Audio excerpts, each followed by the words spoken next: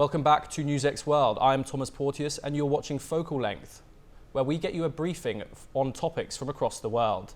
Russia's reaction to the murder of its Lieutenant General Igor Kirillov raises questions about rising tensions, especially with an Uzbek national arrested. Is Biden administration escalating the war to block a ceasefire, or would Trump be better for negotiations? With Ukraine targeting Russia's nuclear chief, are we closer to nuclear war? Additionally, in the UK, what is Keir Starmer's approach to China? And is he addressing economic challenges? Let's find out. Joining us is Alexei Maslov, a distinguished Russian expert specializing in Chinese studies and East Asian affairs. He holds the position of Director at the Institute of Asian and African Studies at Moscow State University and is a professor at the School of Asian Studies within the same institution. He has authored numerous publications and reports, including a notable report titled Russia-China Dialogue, the 2021 model. Thank you, Alexei Maslov, for joining us. My first question to you is, do you think the Kremlin has been cautious in its reaction to the assassination of Igor Kirillov, orchestrated by Ukraine? First of all, I think that Kremlin doesn't want to be in a rush and doesn't want to make some very fast decisions about it, because there are different versions and different stories what really happened with the Russian general. One of the version is not just Ukraine, it's a kind of provocation to make a clash between Ukraine and Russia even more severe and to push Russia to use nuclear weapon as a counter-strike. I think that Putin and all Russian generals really don't want to be involved to such a very unpredictable contradiction and position. So I think that Kremlin is very cautious about its reaction and wants to know all details. And right now, as far as we understand, there is a real investigation in different levels, including different kind of Russian secret services, to make a right decision. So I think that Kremlin doesn't want to make a kind of declaration without any arguments. Russia has made an arrest of a Uzbek national in the murder. What could be the possible link between Ukraine and Uzbekistan? I think in the real life there is no any link between Ukraine as a state and Uzbekistan as a state. Ukraine in Russian territory use different kind of marginalized elements and some people from the Central Asia to use in blinded is a blind method. So without knowing what do they should do. So I don't think that it's a real connection between two states, and Ukraine just used the some kind of fundamental Islamic elements to make this kind of attack, and it's not a political decision. It's just an idea how what kind of people to use for this kind of terrorist act. Do you think the Biden administration is practicing a scorched earth policy, trying to further escalate the war and trying to provoke Russia, so it becomes difficult to negotiate a ceasefire?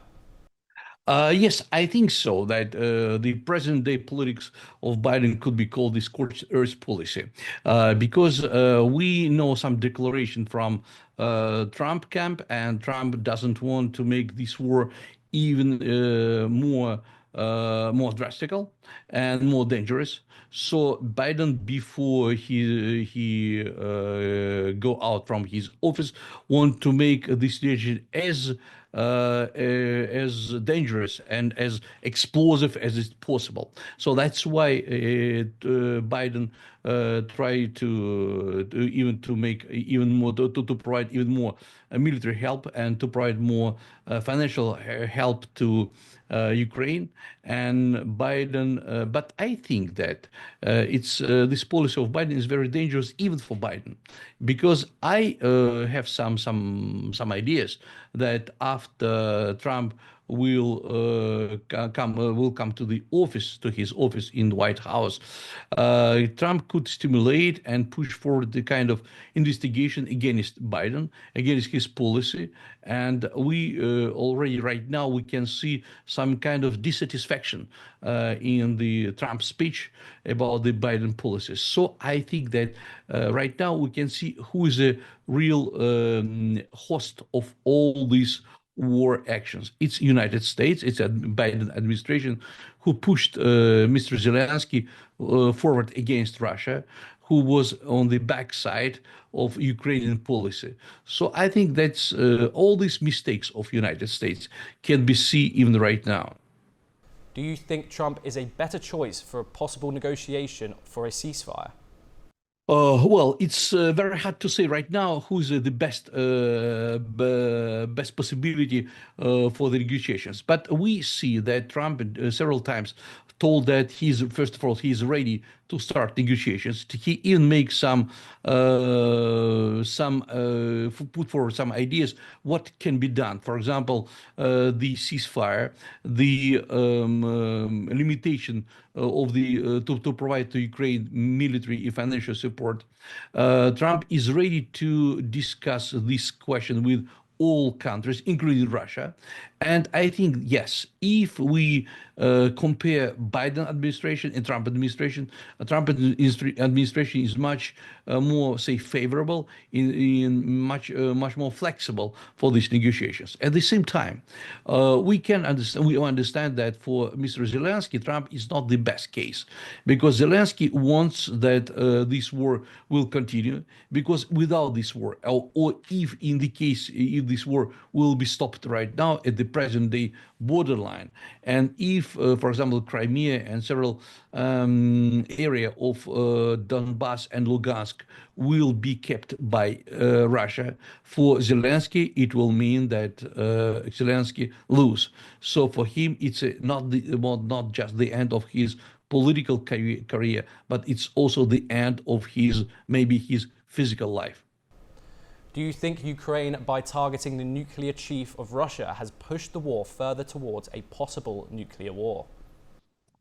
I don't think that this terrorist attack against Russia in general will be the good reason to rethink the nuclear doctrine, because just recently Russia already put some correction to its nuclear doctrine, and I think that it's quite enough because I'm absolutely sure that it's not a death of the general will be the real reason for any kind of nuclear attack. But it's just one more explanation. What means are used by Ukrainian terrorists against Russia. So I think it's maybe Russia will counterstrike by the missiles or by any other weapon, but not the nuclear weapon. Is Russia going to rethink its nuclear doctrine in the wake of the attack on its lieutenant general? Well, I think that for Ukraine, the terrorist attack against the Russian general will be one more push to make the situation between Russia and Ukraine even more drastical than it was before. I think that if you look to the declaration of Mr. Putin many times, especially during the last 2 months or 3 months, told that Russia is ready for negotiations and Russia is flexible for negotiations. Russia is ready to think about different kind of versions how we can reach the ceasefire. A lot of countries agree. For example, China is also ready to support this kind of ceasefire. But for Ukraine, it will be the end of any kind of political or say physical career. That's why I think that for Zelensky, the idea of the killing of the Russian general is very important to continue this war, to continue the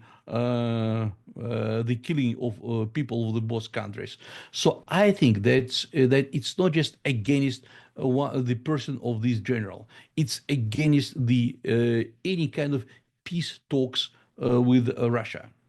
In regard to Russia giving asylum to Assad, do you think Russia had to retreat from fighting against Jelani because it is already burdened with the war in Ukraine?